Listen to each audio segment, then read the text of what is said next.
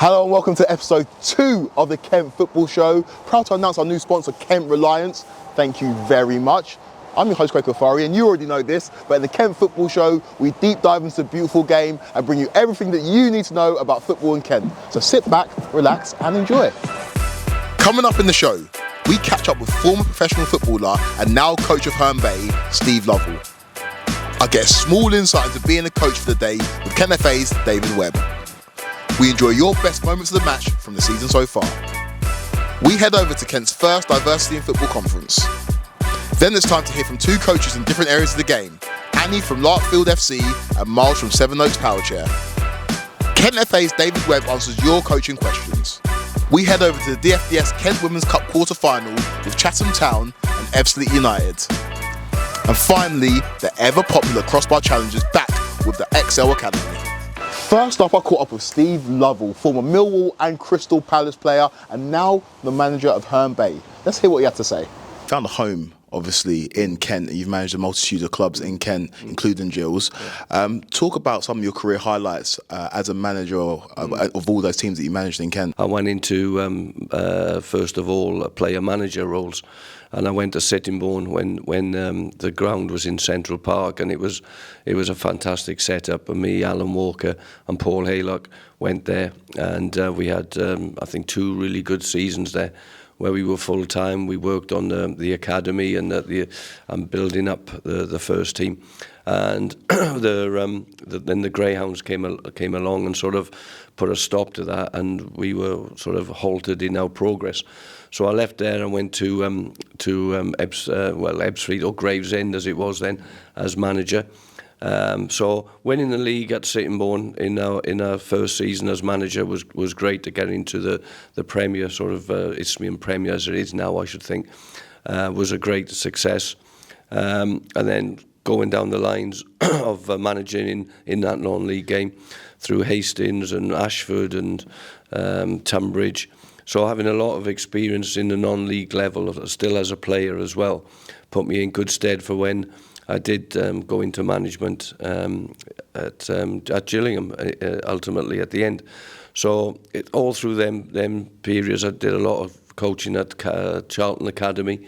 I had 6 years there working with the likes of Joe Gomez and Esri Konza, and you know it was great to be a part of. And Casey Palmer, you know, there's so many players that came through the academy at Charlton, which is a great academy run by Steve Avery, and it's you know I had great times there. But I suppose the best part for me was, you know, getting the chance to manage Gillingham, the team that I played for and spent many years doing loads of roles there, and to actually get the job at the end was a dream come true, really. Amazing. Obviously now you're at Herne Bay as manager. How's the season going? Yeah, it's going okay. It's you know, we took over in the summer, me and my son Mark, and it was a tough position to be in. I sort of let all the players from last year go. They got relegated last year, and I think it was important to start afresh. So for no other reason than that, I spoke to all the players and said, look, I'm building my own team, my own squad, which we've done. And yeah, it's going okay. I think after last night's games, we're down to 4th now. But you know, I would have taken that at the start of the season with a new group of players. So it's a long way to go, but I enjoy it. Me and Mark, we enjoy what we do. The people down at Herne Bay are fantastic people. They're turning the club around from, you know, difficult times that they've had there, and they're doing a brilliant job. The fans are great down there, really well supported club, and the main thing is I enjoy it. I enjoy being on the training ground. I enjoy working with the lads. And you know, as long as you've got that enthusiasm, you know, I'll continue to do the job. Thank you very much, mate, and good luck for the rest of the season. Thank you very much. Thank you. Some incredible insight from Steve there. Thank you very much for your time. Some top tips from some up-and-coming coaches as well. We are looking forward to seeing what you do for the rest of the season. Good luck, Herne Bay. Next up, Challenge Kweku. Last time out, I was running the line. This time I'm coaching. Kent FA's David Webb put me through my paces as I coach the academy team for Punjab United. Kweku, good to see you. Good to see you, mate. So obviously challenge today. It's going to be Coach Kweku. We've got the Punjab Academy team with us. Yeah. Okay, so they're going to be helping us out with your drill and with your exercise. The challenge I'm going to set you is putting on a session, which is going to be focused around passing, and the outcome is going to be creating combinations in a small area. All right, so it's going to be a combination passing drill. We're going to get you in pairs, and we're going to see how you pass it, receive it in a small area. It's going to be like a 10 by 10 box. I'm going to set up little gates. There's going to be little drills in between. I'm going to make the gates smaller and bigger depending on what we're doing. It's going to be about 2 to 3 minutes per drill. And like I say, I'm going to get you in pairs and get it cracking, yeah? We want to see your first touch and how you receive the ball, the part of the foot that you receive the ball on, the way you pass the ball through the gates, the way you show for the person that you're passing to as well. So going to be a lot of things we're looking at, but it's going to be pretty straightforward. Get cracking? Sweet. Go.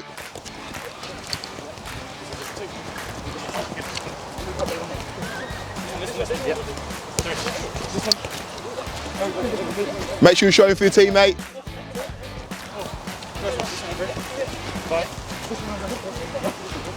Try different types of passing as well. See the way you receive it with different parts of your feet.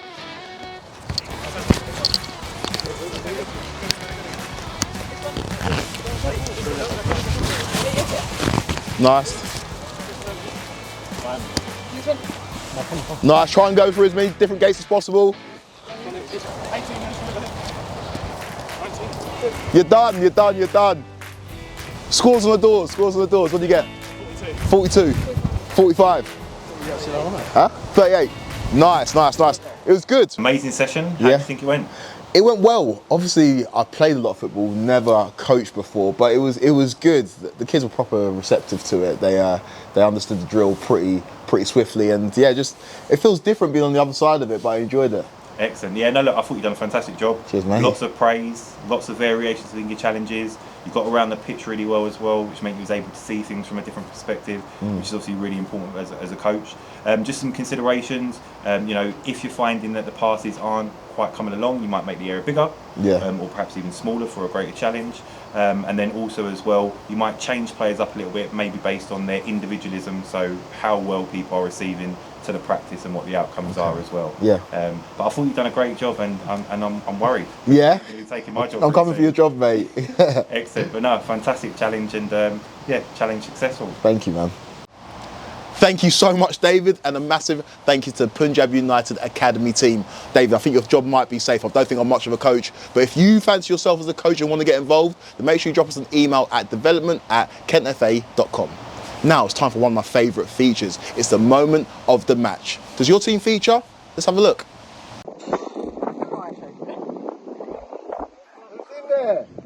Go on, play.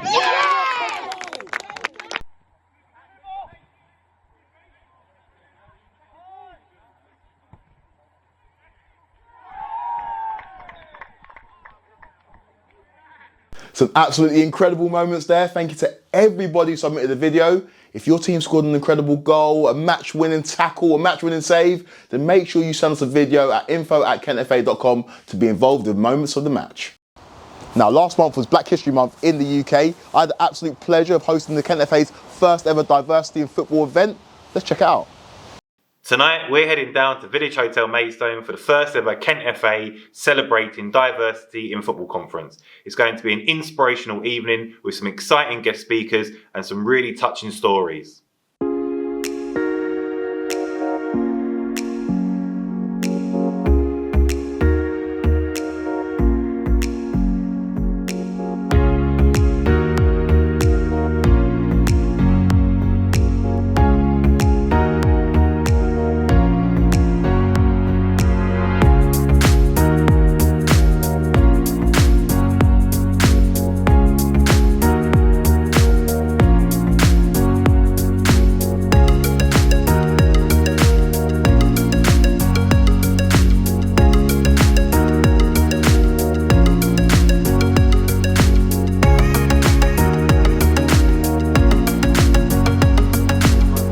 Tonight we're here representing as guest speakers for the FA panel. It's important for us to talk about equality, about leadership, how we're doing it from a diverse background, being diverse leaders in the National League South.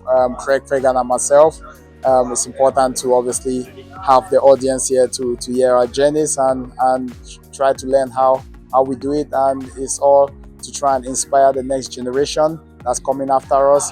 It doesn't matter if it's in football or in any walks of life. It's important that you understand the journey and you can become your own leader and believe in yourself through hard work, through being honest, open, through integrity.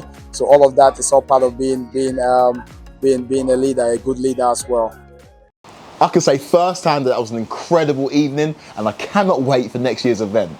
Now, crossing the lines of becoming a coach can be a daunting thing, so we caught up with Annie from Larkfield FC and Miles from Sevenoaks Powerchair to find out what inspired them to become coaches. My name is Miles Miller. I am part of Sevenoaks Powerchair football coaching team, and I work with players across all levels. Hi, I'm Annie Brown and I am coaching assistant at Larkfield Under 11 Ladies. Coaching to me, in 3 words, is inclusive, allowing opportunities for all, empowering, allowing me to access football in many various formats, and energetic, gives me a reason to get up and go. Inspirational, rewarding and fun.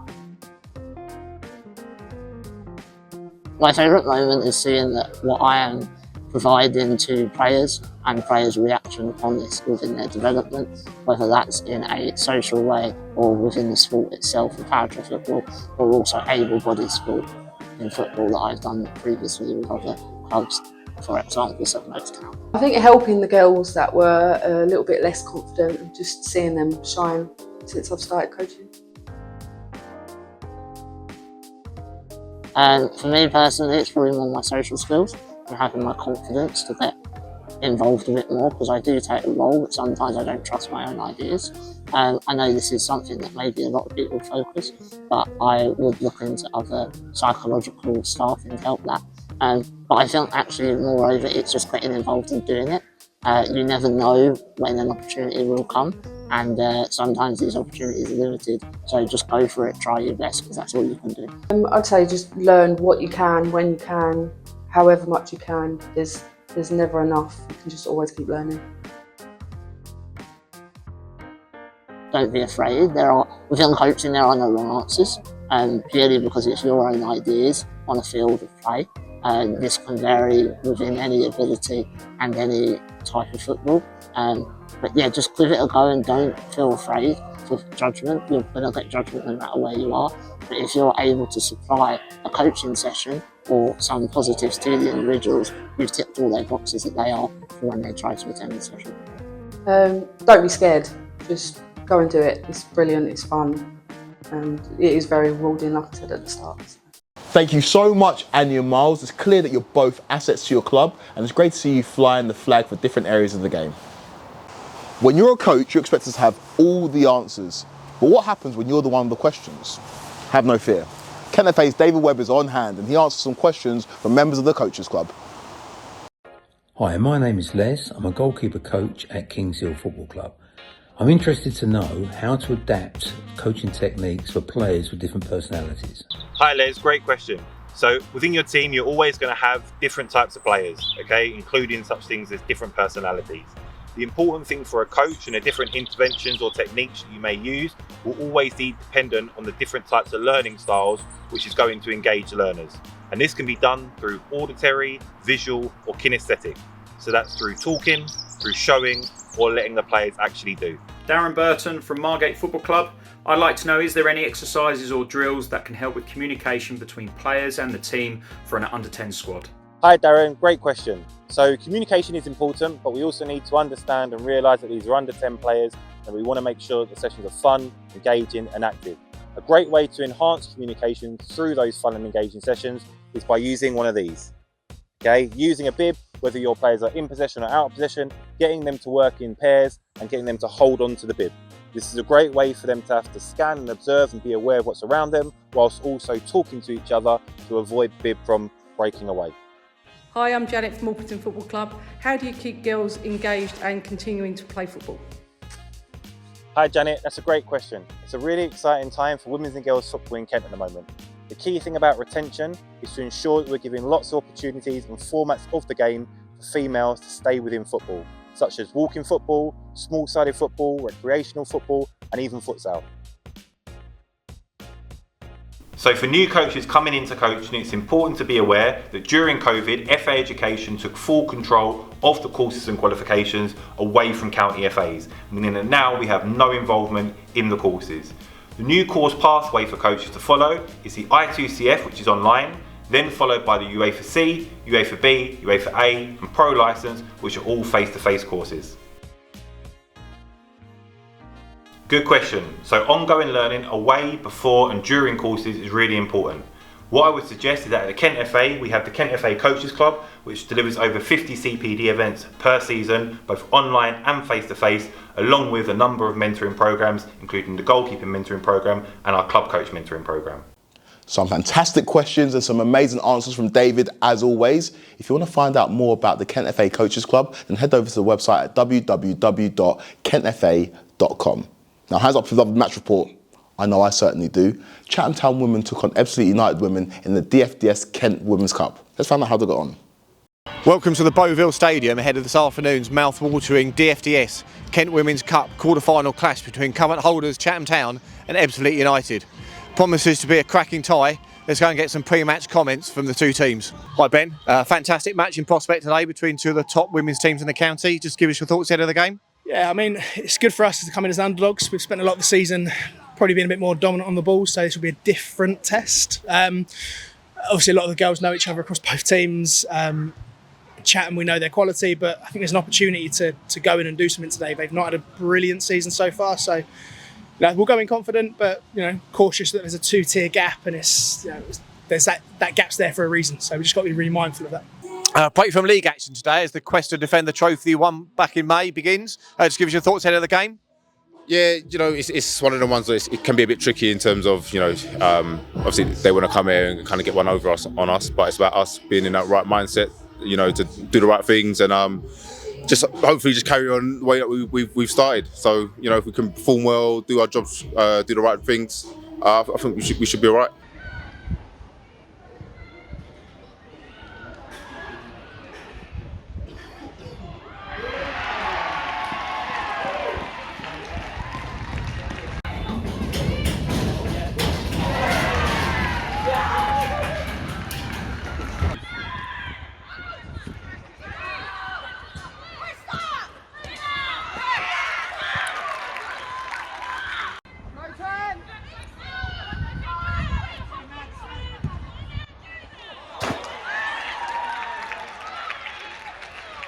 Full time here at the Beauville Stadium in the DFDS Kent Women's Cup quarter-final tie, and it's the holders Chatham Town that have advanced through to the semi-finals, beating Ebbsfleet United 3-1.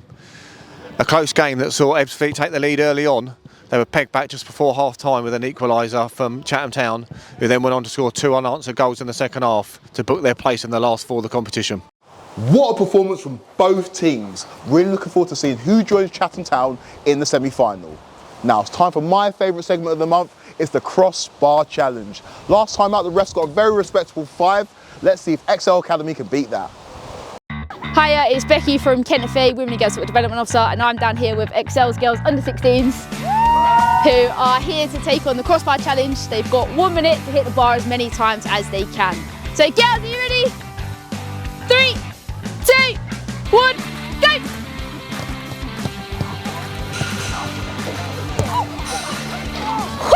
How have you not hit that? Keep going.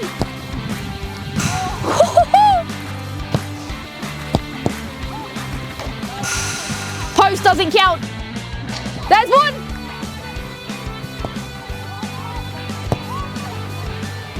Seconds. There's 2.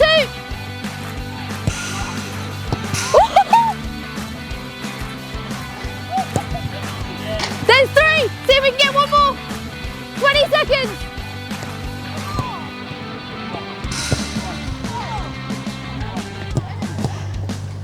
That counts. That's 4. That's 4. 8 seconds. 5. See if we get 1 more. 3, 2,